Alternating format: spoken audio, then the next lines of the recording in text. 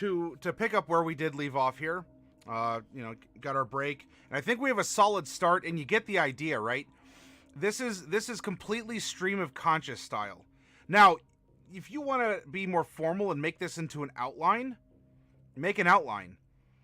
Or if that doesn't work, then you could just separate it into, you know, beginning, middle, and end. Or you could do something like, oh, here, we'll use a good example.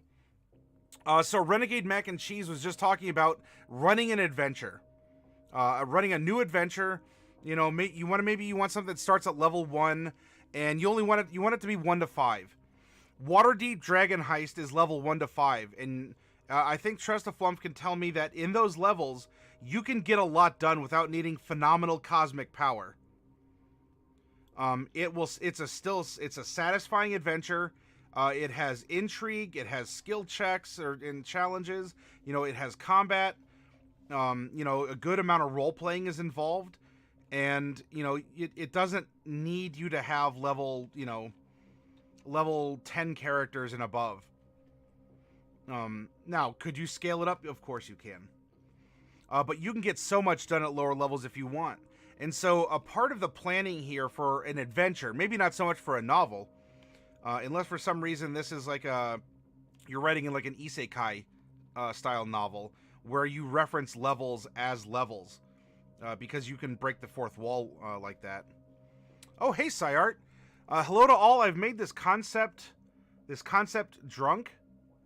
It should look like a bear reptile, but I think it looks like a feline reptile. What do you think?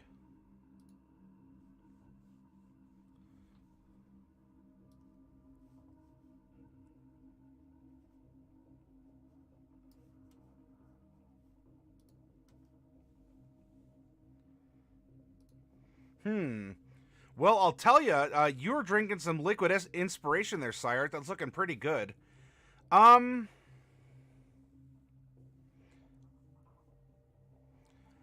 think it looks more like a feline because of the pointed ears. I think bears tend to have rounder ears. And their legs, they have like shorter, they have shorter, kind of chonkier legs. Where these are more like streamlined feline legs. And of course, I mean, bears don't have, I guess if that's the genes that's from the reptiles, you could mix it. But it might be something to convey it, if you want to convey that better, to give it like the head and the tail of a reptile, but the body of a bear. Because these are things that each are probably known for more. It makes it easier to identify. If you're trying to challenge yourself, though, and go against that, then by all means, don't. I mean, look, I'm not an art critic. I have not taken a history of art class or, you know, a technique class or anything. So that is my scrub opinion.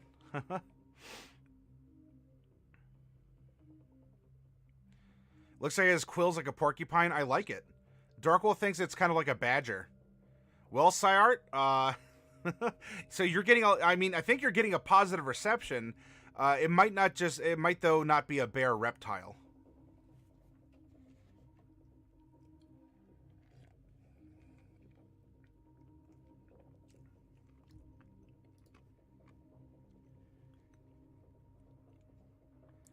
And thank you for sharing that, Syart. I like seeing the art that you put up. So when you want to organize this, you can make an outline, or you can do something called milestones. Milestones are like a way to level up your characters if your adventures run in chapters in a book. And so if you say, you know what, I want to run a level 1 to 8 adventure, because after they defeat the big bad evil guy, I want to give them level 9, and then I'll think of another adventure to run that'll go from like 9 to 16, and then the epic adventure will be 17, 18, 19, and 20, because in 5th edition, those are your epic levels. Level 17 plus is epic level adventuring.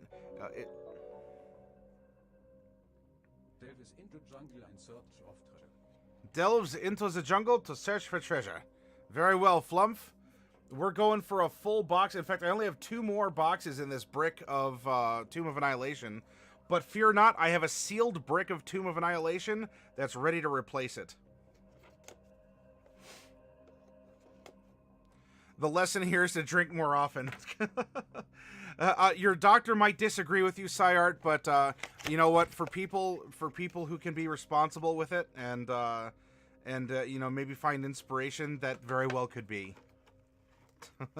It could be a dangerous lesson too, Trustaflumph.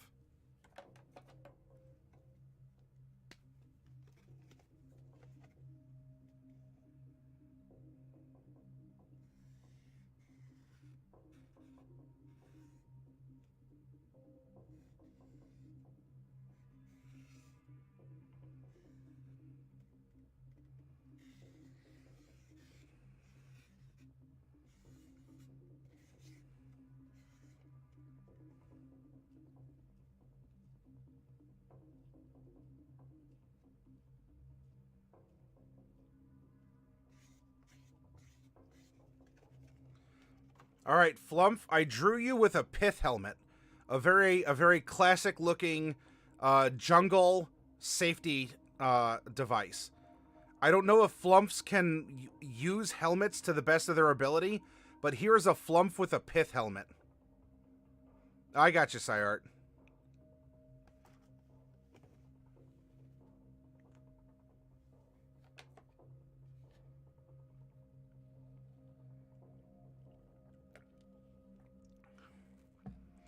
Apparently, Flumps like pith helmets.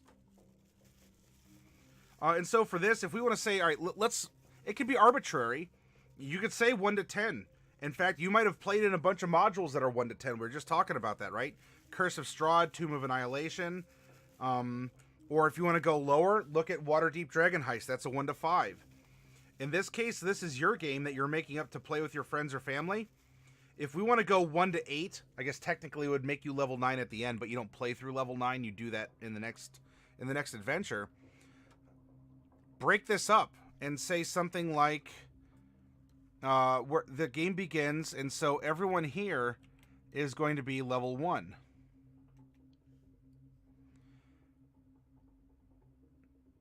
Right? And then so they go request to travel to Open Acres. And so then they will arrive at Open Acres. Now we're at level 2. Congratulations. We traveled across the plains, exclamation point random plains. They ran into a scarecrow, some gnolls or whatever, and now they've made it there. They've gone from 1 to 2. Could be easy. Could only be 1 encounter. You could narrate it even. Or just have it be a skill challenge if you want. Right? And so now, level 2, you know, it could be getting into investigation and running into thises and that's. And this, we can continually fill in our timeline as we do this. Here, let's take a look at what Trustaflumph in his trusty pith helmet has pulled from the box. We have a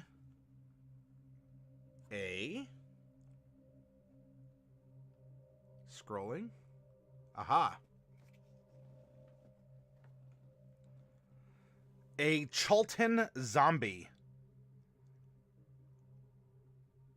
Banditos Defeato. Oh, Trustaflumph is going around and this Flumph has defeated a bandit gang. Miss Darkwolf, if you're out there, can you give Trustaflumph 75 experience points, please? You made the world a safer place. And you also have a fire newt that is wielding a spell in its hand, a little fire spell.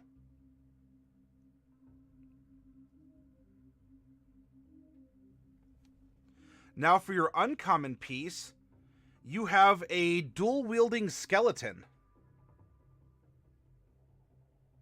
A dual-wielding skeleton.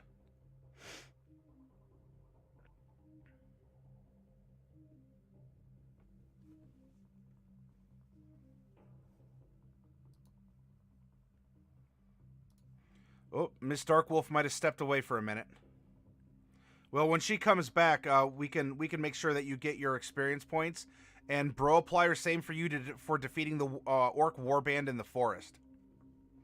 And lastly, Trustaflumph, you have a The Tao of flumps. You have the Tao with the mall. Come on now. There we go. That is the face of someone who takes no guff. No guff at all.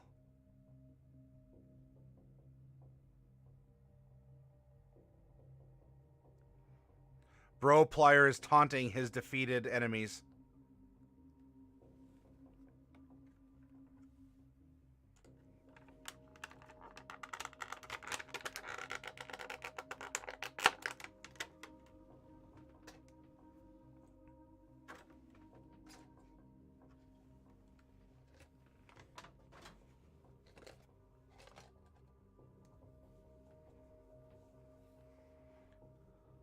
What did I do wrong?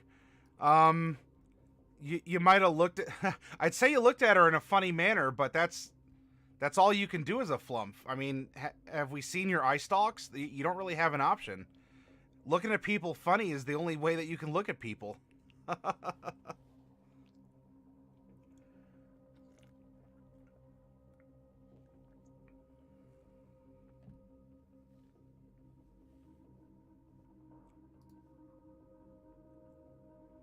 Oh, by the way, Flump, I needed to talk to you. It's actually more efficient from yesterday's pull that you take the Tabaxi, and if you want the Ultra Loth, take that out of your trade credit. It'll only be $6 instead of like $14. And so if you're fine with that, I can take the 6 out of your credit for the Ultra Loth. Okay. Yeah, when I saw the price of that Tabaxi Minstrel, ooh, I was sitting in front of my computer with a bit of a dumbstruck look. Yeah, people love their kitties. It made sense. It was just, you know, you have the theory in your brain, but when you see it in front of you, it's a little bit different.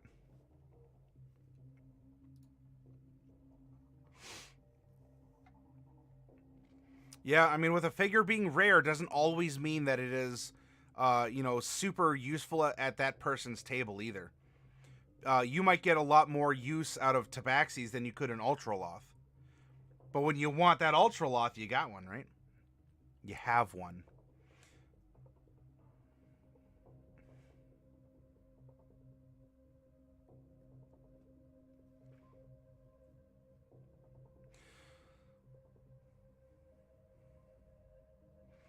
So I think level 2 is going to end with the discovery of the Hobgoblin and chase him to the Outer Temple ruins.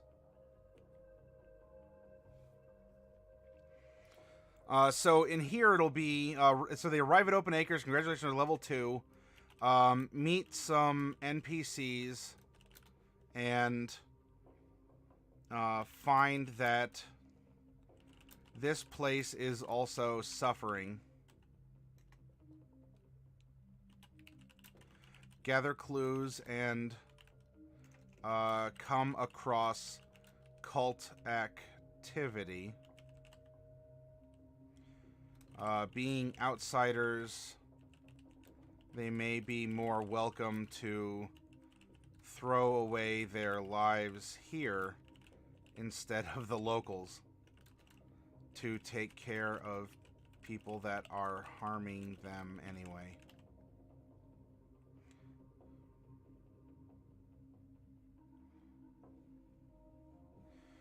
And so this will lead to the discovery of the Hobgoblin cult leader and chase him to the Outer Temple ruins. And so level 3 will be overland adventure and first experience with the dry lands. Stop to help the windmill. The windmill was just an asset we placed on our Wonder Draft map. There was not necessarily a rhyme or reason, but you know what? It seemed to make sense, and whether it's atmospheric or we could make it purposeful, we'll be able to incorporate it. So stop to help the windmill. Receive knowledge or supplies. Then continue.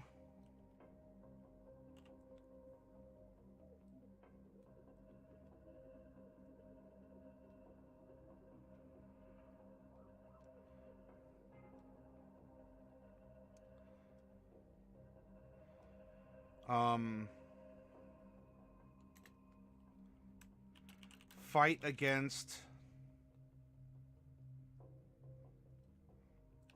an... Oh, all right, so early on, we want to set the tone, right? That this is like ooze stuff. So fight against a... Oh, all right, ready? What would Pete and Jeremy do? Just focus and ask yourself this. Be mindful of the D&D time. If we're dealing with like a deserty wasteland, and we're dealing with... And we want to introduce the concept of oozes, but maybe not straight up. Maybe nothing that's obvious yet. Maybe something that's just kind of different and creepy that will lead to that next step. Fight against a tumbleweed ooze. An ooze that has picked up branches and sharp rocks and such, which will further make the PCs question what is happening. Now, by taking them from the southern route, right? If we're going from open acres this way, now we have live trees, but we could have this be all dead trees. You know, we can show that the trees here are they're already dead and dried out. And we're going to save the creepy, spooky trees for the ones that are still living. So, like, this ooze influence is like percolating their sap and turning it into ooze that's, like, you know, dripping out. And it's really creepy now, where life is being corrupted, not just desiccated. And desecrated, but desiccated. Right? We want to build our effects. We want to build our story. We want things to progress for our players to continually put clues together. Cactus juice, duh. A bloated cactus? Oh, yeah, so it could look like a bloated cactus as well. Instead of just like a tumbleweed ooze. Or I guess a cactus could be, right? It's a succulent. Cacti are succulents. Or just a bloated cactus. You know what? We even put a bloated cactus right over here on the map. So fight against a bloated cactus. An ooze that's picked up branches and sharp rocks, or is just a bloated succulent. In which will further make the NPCs question what's happening. So congratulations. Arrival at the old haunted... quote-unquote, cult temple. Level 4. Yay.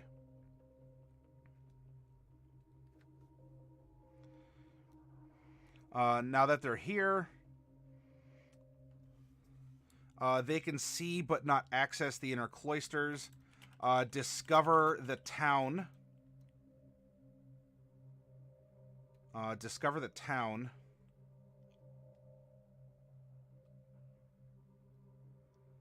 And find clues to recent activity. This could be like a social interaction thing or just investigation. Eventually, they'll have to go to the abandoned mine.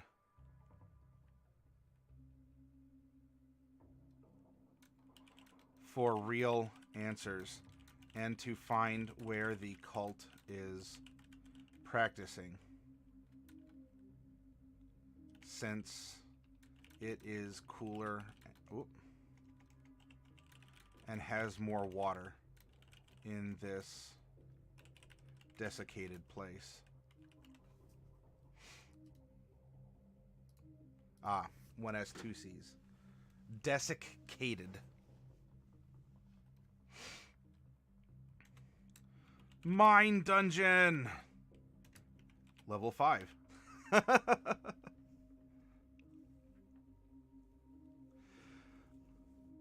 PCs are going to confront the hobgoblin in a mid... well, didn't we already do that technically? Oh, no, that was just chase him to the ruins.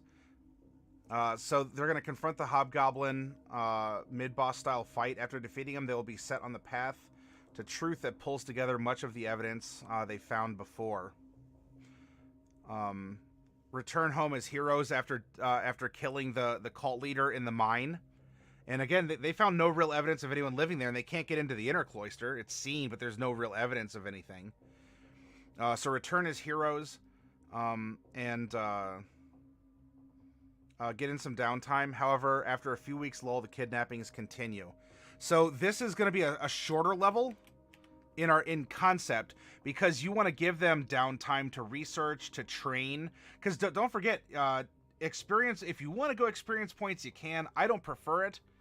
I don't suggest it even. I am biased towards this milestone method.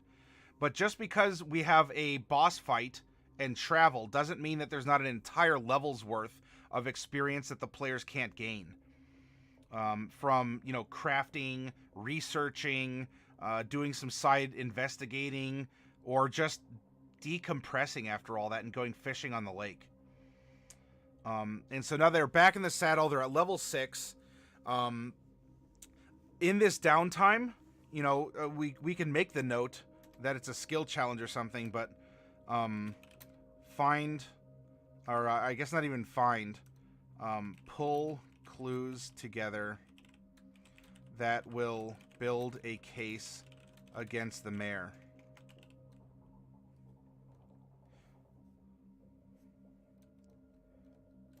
And prepare to confront him with colluding with the cult. Not even that the party knows yet. ULT. Not even that the party knows that he is the cult, right? He's been infested by this Juablex Prime Ooze, or whatever we want to call it.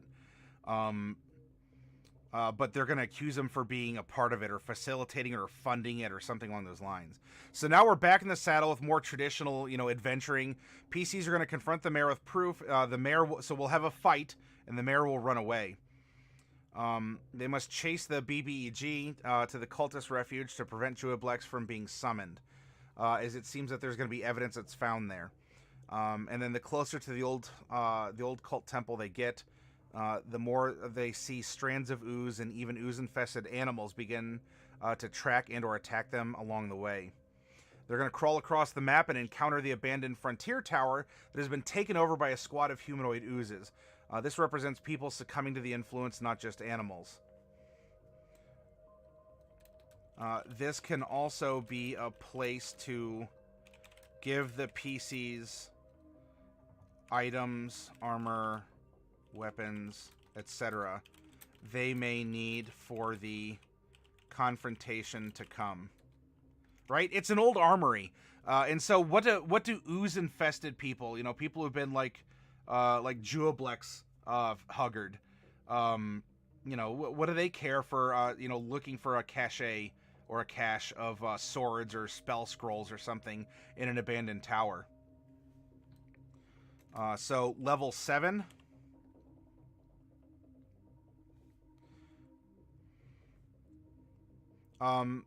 Make their way inside the inner cloister. We'll revise this. Inner cloister.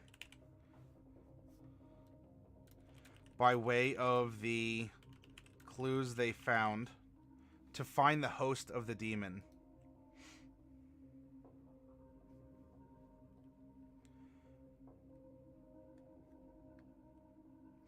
And now we have another dungeon in all of these 8 levels here. Now we have kind of like a Diablo style, like a cloister crawl, or a dungeon crawl, a cultist temple dungeon crawl. So they're gonna have to use their wits. They're gonna have to use the items that they garnered on the border at the tower and all that.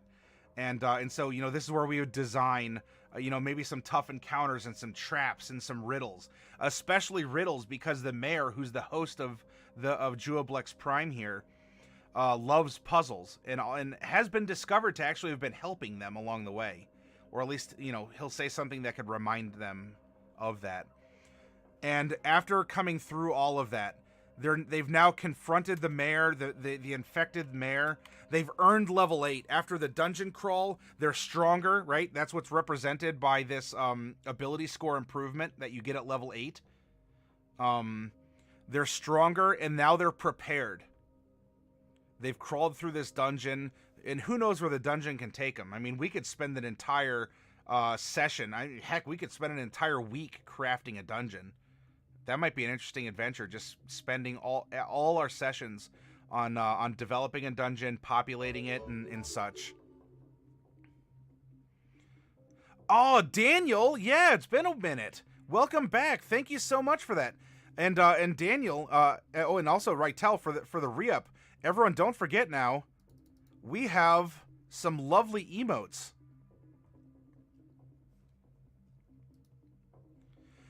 Cultist dungeon crawl, and you know we're going to have oozes in this dungeon. So break out your gelatinous cubes, your gray oozes, your ochre jellies, and your green slimes, and all this other stuff. So level 8 now. We've leveled up. We're level 8. We got these stat bumps. We're ready for the epic last battle against a boss.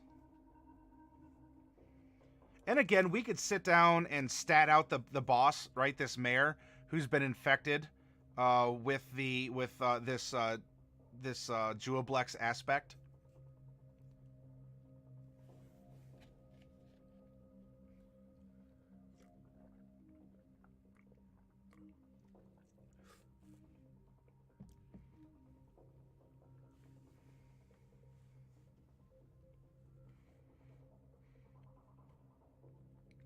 And so we have our epic last battle, and this is where the mechanics come into play of, you know, hit points or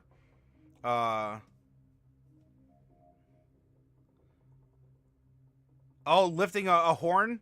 TUE, the best D&D Skull, yes. Here, hang on. And to you, Daniel. Thank you very much for that compliment. I appreciate it.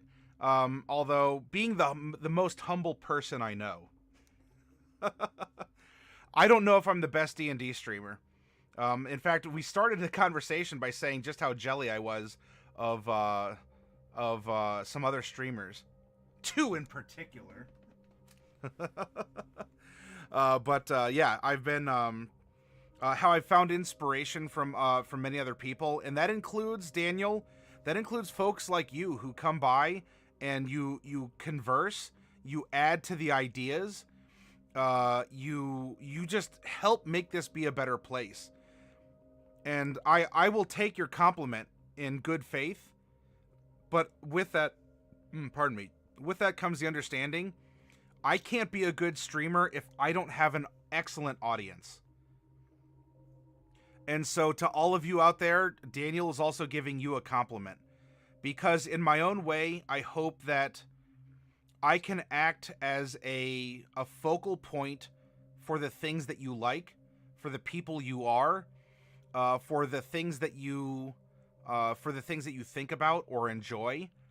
And in a way, I can represent that as someone else who understands, or someone else who gets it, as someone else who can help you. You know, you have this idea, but you want to focus it. If I can be a focus for as many of you as possible, I would love to do so. And I hope that's my strength and where I shine when we run these workshops. Tressa Flump is kind of wiggling suspiciously.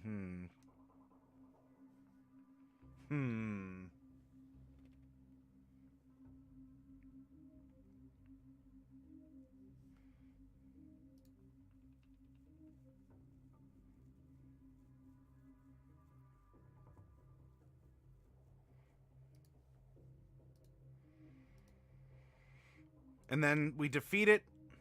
We are technically level 9, but there's no real encounters, right? Because we mean for this story to end at, functionally level 8, but as level 9 characters, right? We'll hop back on the river and we'll take it, and we're gonna return as heroes, right? Nice fast track. Technically this is upstream with how we're doing things, but you get the drift. You know, and now not only have we made the people over in our native area happy, we've made our rival town happy as well. And we're returning this area back to the, you know, kind of not back to the woods, right? Because the Archfey lived over here, and the Archfey, in an attempt to kind of seal away this the Fiend Pact warlocks and cultists that were over here, tried to overgrow it with trees. But now that this is defeated, things are kind of finding a balance. And as a DM, if you want to develop your characters in a specific fashion, you can go through in this timeline method or an outline, especially as an outline. You can go through and make notes about this is relevant to this character, this is relevant to this character, and I want to highlight this character in this segment. And so when we talk about this pact to pact warfare, primarily we are looking at our character of Zavadoth Bodur, who is the first character that we made last week, who is a Fey Tome warlock, a haunted one, and this number 1 indicates that he was the lone survivor. He was the lone survivor of an attack, and so what happened? What we're thinking and what kind of led us to this, you know, pact warfare. He was in the woods as a botanist, and gathering samples, and you know, so they were attacked by some kind of a, an aspect of a demon. Well, that could have very well been this hobgoblin, right? Now, we didn't know it at the time because we weren't that developed in the story. We just knew like a big monster, an aspect of a demon, attacked his party and left him alive, presumably to send a message. And in so doing, this is where we can introduce that initially in the backstory of this character, we've introduced this hobgoblin cult leader. Now, the character, the player isn't going to know this until we reveal the face once more in the course of the campaign. That, you know, it was him. Oh, yeah, now I'm locked in. Because, you know, as we sit down with the player for this character, we'll say, all right, this is what's happened in the past. And that's why knowing, by the way, as a DM, knowing what has happened before, knowing what's happened before your story starts around the world is so important. It doesn't even have to be a ton. Just get an idea for the gist. You know, what happened to the major actors and players. But now this person was kept alive, and the Archfey awoke and saw that there was this fiend, this Juoblex influence in his or her woods again. Takes this survivor, empowers him, and, you know, sets him out on a mission to bring down or to prevent the return of Juoblex so that this war doesn't happen again. You know, tell this thing to get off my turf. You save my life, I will do your bidding. And of course, we have others here. You know, we have this archaeologist who wants to go and explore dusty ruins, who also has an amulet that's going to get her into some interesting places. And this was all randomly rolled, by the way. We're taking all of the elements that we randomly generated, and we're finding an organic way to fit them together. Right? Next, we have an anthropologist who is a tiefling. And you know how it worked out in the storytelling was this was primarily a human settlement that lived around the original colony, whatever, hundreds of years ago. Humans, but of course they worshipped, and if they were accepting like devils into them or whatever, we could presume this is how tieflings came about. Well, when the cult fled, the people who weren't a part of the cult, but, you know, were supported it with crops and everything, fled south to get out of this place. And so we have tieflings here. Well, lo and behold, this one was adopted as an anthropologist, or it was kind of adopted into the dwarven culture. Dwarves live here despite gnomes being the major race living here, because there are mountains off to the side where the river is kind of forming from all the meltwater. And so we have a tiefling who is out of his element here, been brought over to the dwarves, taken in by them, and now in the twilight of his years, Like, this is going to be his last adventure ever. He's 75. He's not going to live that much longer one way or the other, so he wants to go out and explore the world. And so he wants to go see his birthright. Where did he come from? What was the origins of his people? Well, you know what? Whether you like it or not, here it is. And as an old man, I think he's ready to handle the truth. You know, cue, Jack Nicholson's line, .mp3. And then lastly, we had Kassira, or Casey the Spillheart, who is an urban bounty hunter. She's a totem warrior barbarian. And we have cultists, especially like people who are kidnapping kids and such. And so we have someone who is from the city here, or is even an outsider and has been hired in here to go hunt down whoever's kidnapping people. Go get them. You're a bounty hunter. People are being abducted from the city. Go to the city. In fact, if we colluded with the player, we could even say that the halfling is from this city, and she's the connection at level 2 when the other players cross along the grasslands. She's the one who then says, look, we're not all bad people. We're suffering the same things. I'll show you evidence and we'll go from here. And so if you can collude with your players and say, well, I'll introduce your character. Maybe we can go from 1 to 2 in one session, and that's fine. 1 to 2 is kind of an easy leap.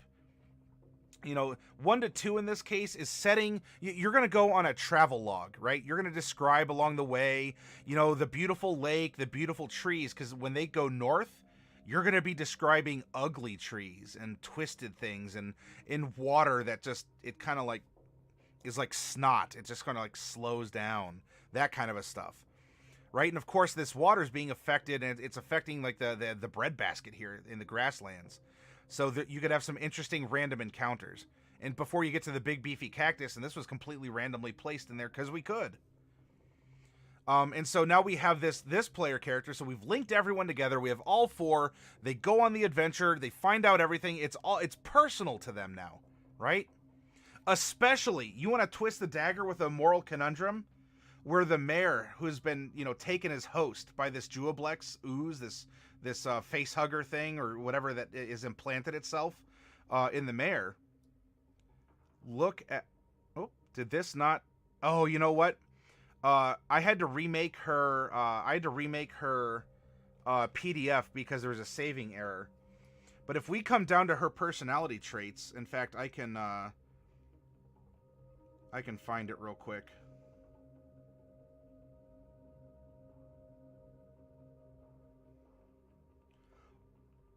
Well, maybe not real quick, but...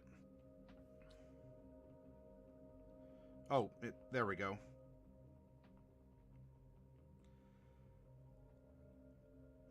Her ideal is redemption. There's a spark of good in everyone. Do you know what this is going to do to the player who's playing Casey?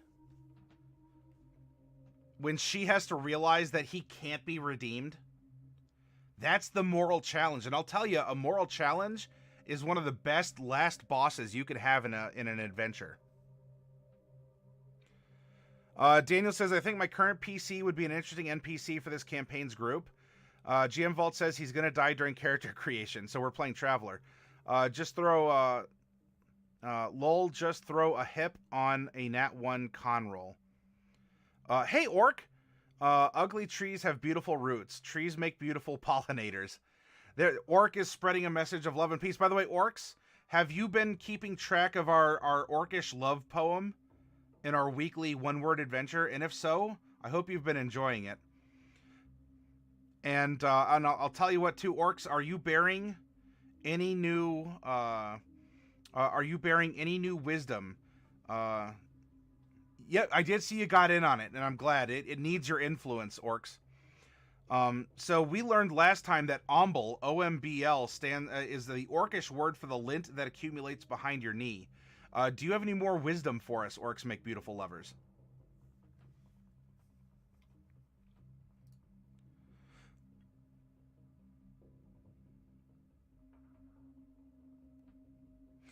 So now we've used every asset that we have so far.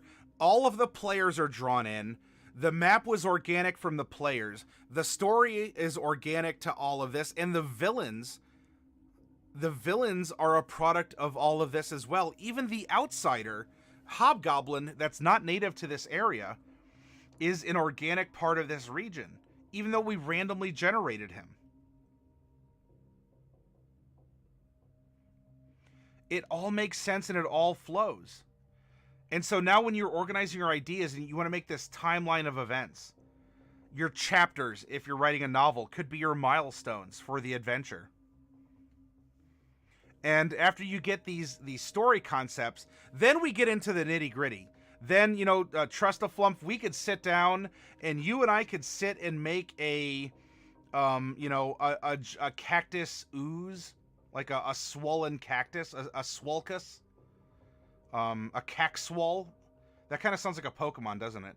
It's like the mega evolution of Cacturn or something like that. And we could say, all right, so we're expecting, you know, a CR4. Well, everyone's going to be like level 4 by then, so we could balance it around that. How many hit points? How much damage per round? Blah blah blah blah blah. And that's fine. There's plenty of time to talk about the minutia of details. Do we want a spike pit trap or do we want a falling rock? If so, what's the DC and how much is the damage? We can needle over the details as much as we want, but we have to have an idea of the story first. We have to know where this is going. Kind of get a general sense of the flow of how we want this to go. You're going with a cactus? Oh, a cactus can work as well, Trust a Flump. In fact, hey, I'll tell you what, not that there's a copyright on such a thing, I wouldn't argue seeing a cactus show up in D&D time. That'd be kind of fun.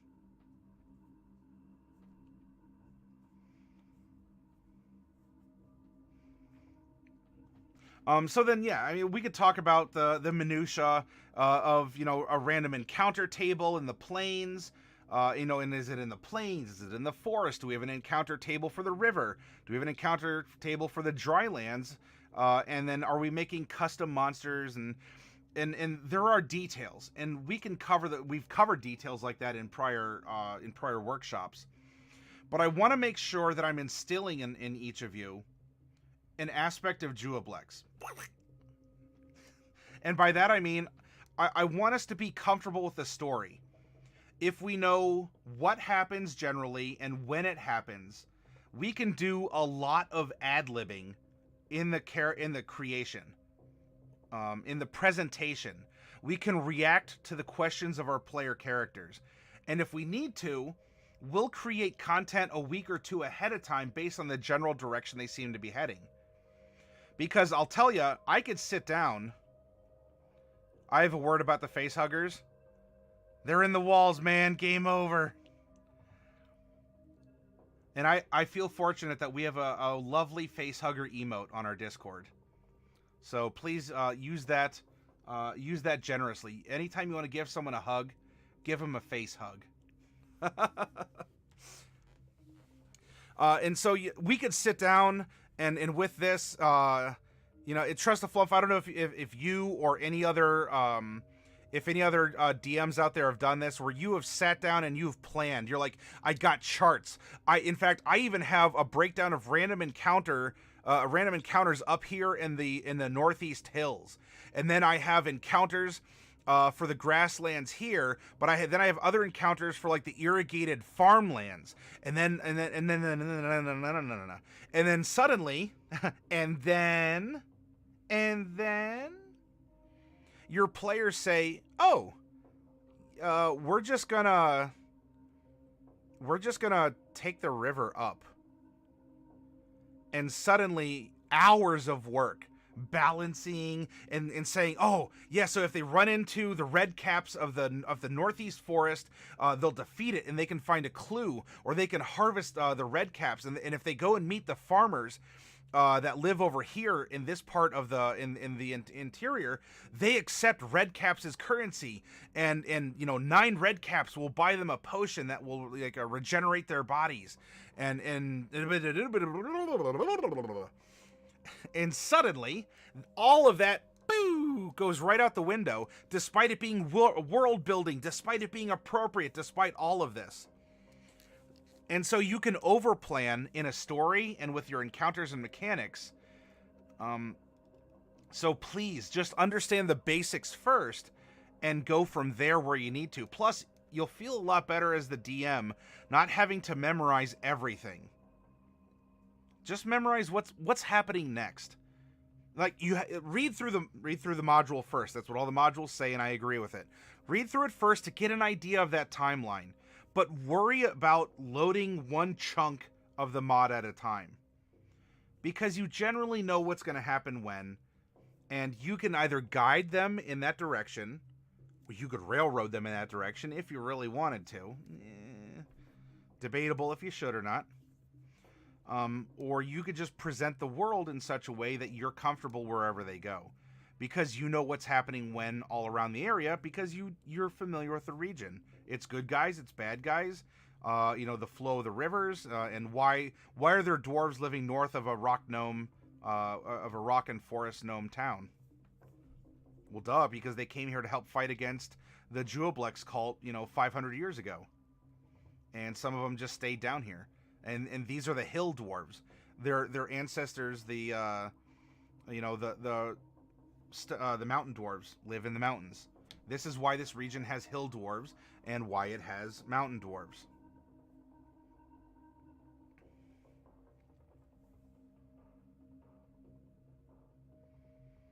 You love that movie, Daniel? Iron Maiden intensifies. Run. I wish I could sing. Run to the hills. Run for your life. Dude, where's my car reference is very small. Trust the Flump doesn't plan enough for his games sometimes. Doesn't plan enough. As in your players, are your players skipping content, or are they actually like they're meaningfully engaging with the content too quickly that you find yourself struggling to keep up? In this case, we might have to jam a couple more sticks of RAM in your gelatinous body somewhere, Trust the Flump, so you can keep more content loaded.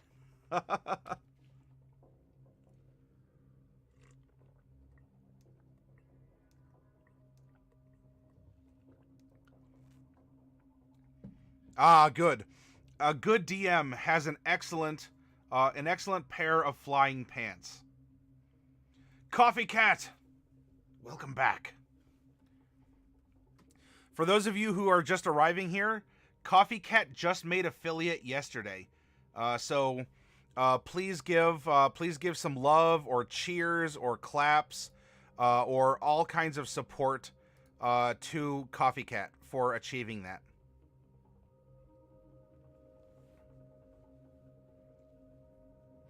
Oh snap, Cake Boss.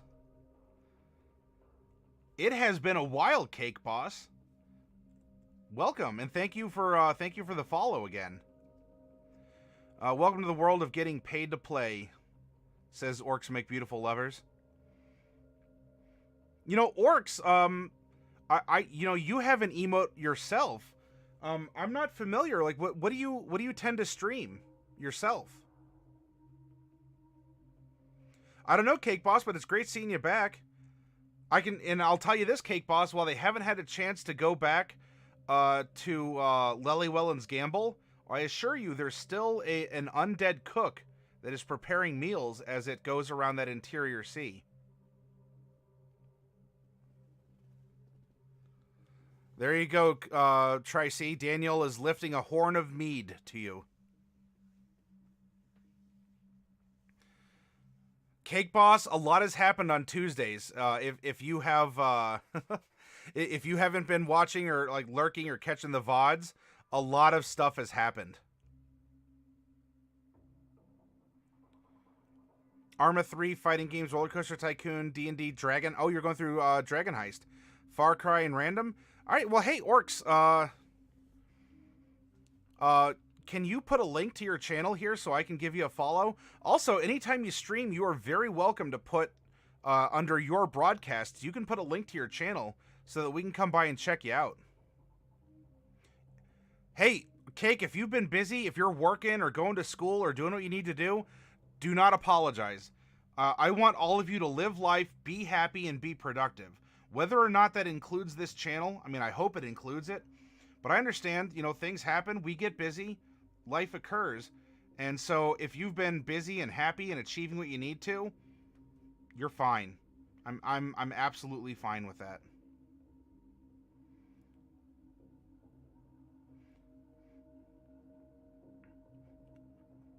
You're right now. You're building a PES 16 tournament. What is that? What is PES? Working on 10 projects, school, job hunting, etc. I'm not happy with how busy I am. Well, I thank you for finding us again, Cake Boss, not Coke Boss. Unless, I don't know, does everyone call sodas Cokes down where you're at? We were talking about this earlier in the stream. Soft drink, soda, pop, soda pop, or Coke. And if you want a Mountain Dew, you say, can I have a Coke? Yeah, the green Coke. Pro Evolution Soccer. So is that like, is that just, it's like a non-branded FIFA? Actually, is something like that becoming popular because of the scandals going on, Orcs? Daniel has followed Orcs? Well, I will have to do the same.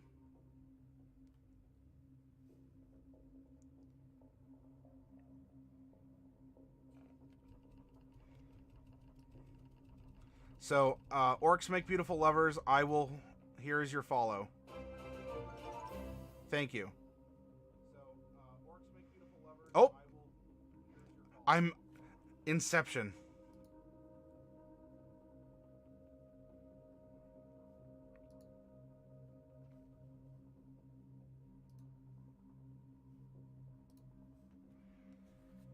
No, we only call brown sodas like Pepsi Cokes.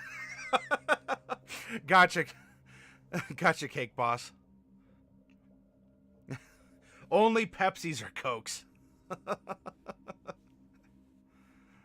This is why I love language. It's fascinating and it represents culture very well. Now, I guess as one last note for what I wanted to bring up with we classify stuff by flavor. Oh, you could always go with a traditional cola. Oh, and a happy birthday to Steve Irwin. Well, you know, a respectful, you know, we can give him a respectful cheer in some way. Cake Boss, you're saying no to something?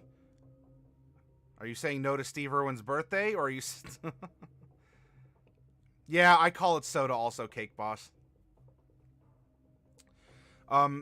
Something that I wanted to bring up, not that we necessarily have to, for what you want to do, especially if you say, look, I'm not going to run Dungeon of the Mad Mage, which is the level 6 through 20 supplement, in a way, to the 1 through 5 Waterdeep, where it is a big honkin' dungeon that'll take you the rest of the way to epic levels. Even with what we're presenting, which is a 1 to 8, which is a run of 1 to 8, right? Technically level 9, but we're not going to be playing in level 9 all that much. You can build a very easy dungeon. You know, if you want to have that be our mine, where the confrontation with the kobold, or not the kobold, the hobgoblin is, you could even do it in both, which is the main inner cloister Diablo style dungeon. I would recommend keeping this in mind, how to build a 5-room dungeon. Now, there's another website that you can use, which are things to check. Do you have these things in your dungeon? I'm not going to worry about that for the concept that we're brewing here. For the concept we're brewing here tonight. Again, we can spend another week or two of sessions to flesh all of this out. And you know what? Maybe this would be cool. If you all really like the idea and you're digging the story, that could be a fun thing. You know, that could become kind of the next Mesomascus style area. Forgive typo. It's fine, Cake Boss. It happens. Dungeon of the Mad Mage is friggin' nuts. Yeah, it's Welcome to the world of Hallister Blackcloak.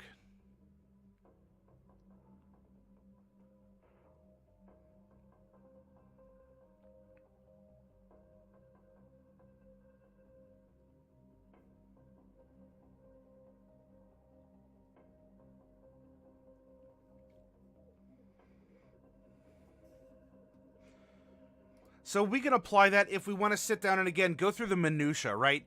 The monsters, the hit points, the...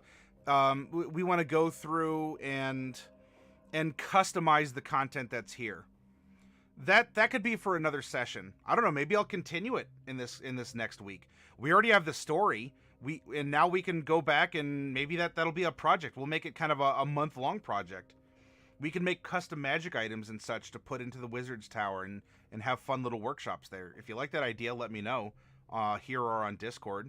Or if you're watching this on YouTube, and it's, I guess, kind of recent to the publication. If you're watching this now, 2 years, if you're watching this on February 24th of 2021, then I guess you could still submit a magic item idea or whatever for this for this idea or for this, and I'll look at my notifications and be like, what the heck? That was 2 years. Oh, got it. And then maybe I'll have to run a workshop to make that.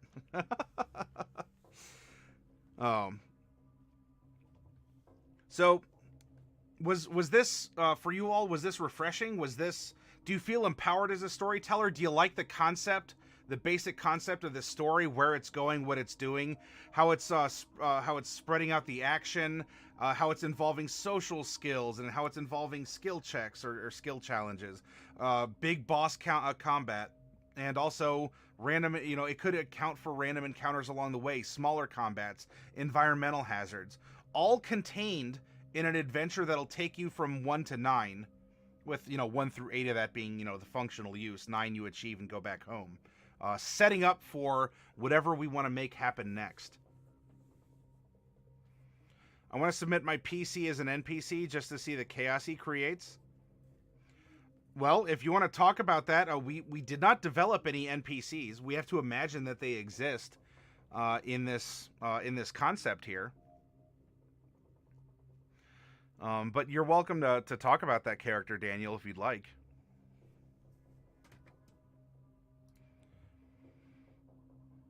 Also, for those of you who went on adventures earlier, I think it was Trust-a-Flump and Bro-Applier. Did you all get your hit, or not your hit points? Did you get your experience points for that yet?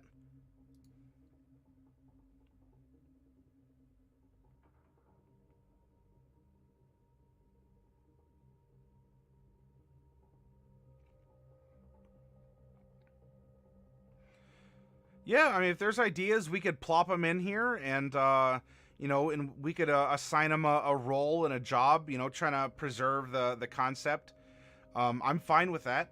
If there's a particularly fun NPC, like a mischievous cobbler, or you have a very stern, sheriff or something like that. Hey, Elbrun, my ultimate enemy would be a hilarious addition to any campaign. Jiff of Bowl, the stout halfling barbarian, level 20. Ooh, that's a tough halfling. That is a... Did you go for a dex barb? Trustful says, but do you know what I do care about? But you do know what I do care about. What do you care about if not the EXP? Which I'll add to add points. Trust-a-Flump 75. So, haha. Strength con, then dex? Okay. Bip. Bip. Oh, you've been making a diesel punk setting. That's really cool, Cake Boss.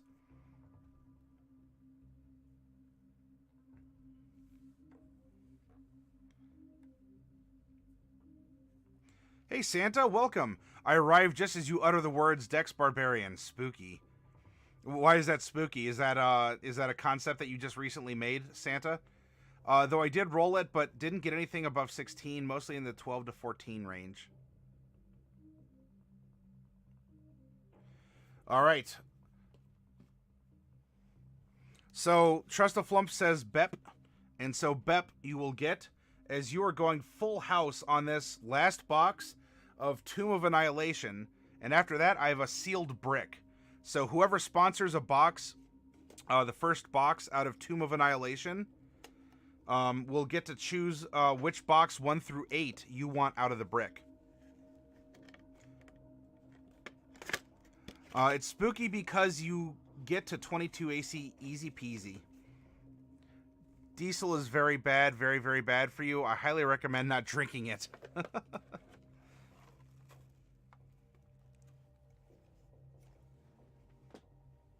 That is good general health advice.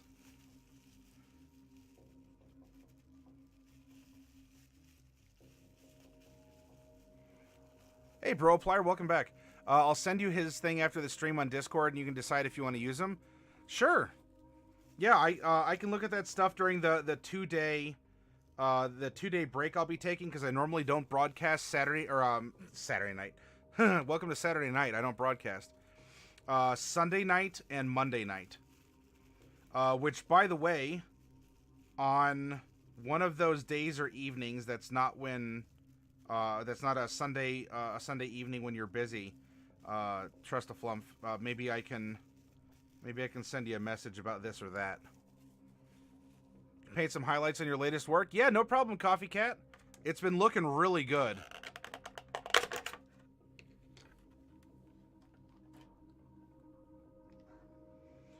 All right, trust a flump.